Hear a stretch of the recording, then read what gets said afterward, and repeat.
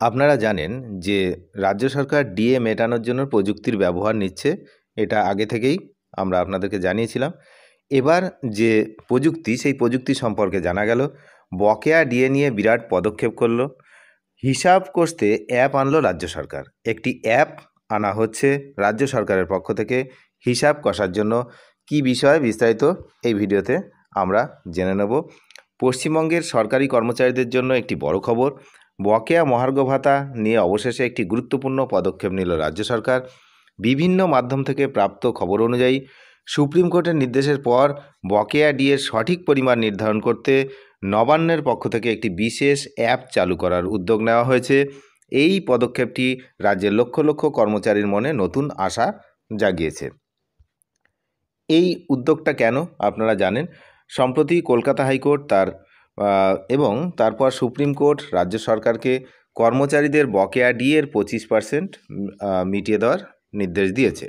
এই বিপুল পরিমাণ বকেয়া একবারে মেটানো রাজ্য সরকারের জন্য একটি বড় আর্থিক চ্যালেঞ্জ। এই পরিস্থিতিতে স্বচ্ছতা ও নির্ভুলতার সাথে প্রতিটি কর্মচারীর বকেয়ার সঠিক পরিমাণ হিসাব করার জন্য এই প্রযুক্তিগত উদ্যোগ নেওয়া হয়েছে।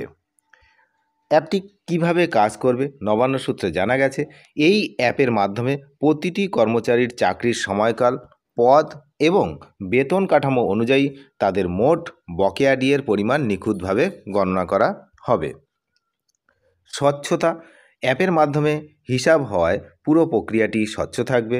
দ্রুত গণনা, প্রযুক্তি ব্যবহার করে খুব কম সময়ে লক্ষ লক্ষ কর্মচারীর হিসাব সম্পন্ন করা সম্ভব হবে। আর নির্ভুলতা, প্রতিটি তথ্য ডিজিটালভাবে যাচাই করা হবে, ফলে ভুলের সম্ভাবনা কমবে। আগামী কয়েকদিনের মধ্যে এই হিসাব গণনার কাজ শেষ করার লক্ষ্যমাত্রা রাখা হয়েছে বলে জানা যাচ্ছে। তার কারণ আপনারা জানেন যে 27শে জুনের মধ্যে এই প্রথম কিস্তির টাকা দেওয়ার কথা জানা যাচ্ছে। সরকারি কর্মচারীদের জন্য এর অর্থ কী? রাজ্য সরকারের এই পদক্ষেপ নিঃসন্দেহে একটি ইতিবাচক দিক। এর মাধ্যমে অন্তত এটা স্পষ্ট যে বকেয়া ডিএ মেটানোর প্রক্রিয়া শুরু হয়েছে। কর্মচারীরা এখন আশা করতে পারেন যে তাদের দীর্ঘদিনের দাবি পূরণের পথে সরকার এক ধাপ এগিয়েছে। আপাতত এই হলো বিষয়। সকল কর্মচারীদের জন্য কথা সেটা হচ্ছে, আমি আগের ভিডিওতে বলেছিলাম যে ধৈর্য ধরতে হবে। এতদিন যখন ধৈর্য ধরেছেন, আপনাদের লড়াই এবং সেই লড়াই এতদিনের লড়াই, সুতরাং তার ফল আপনারা কিন্তু পাবেন। অনেক ধন্যবাদ ভিডিওটি শেষ পর্যন্ত দেখার জন্য।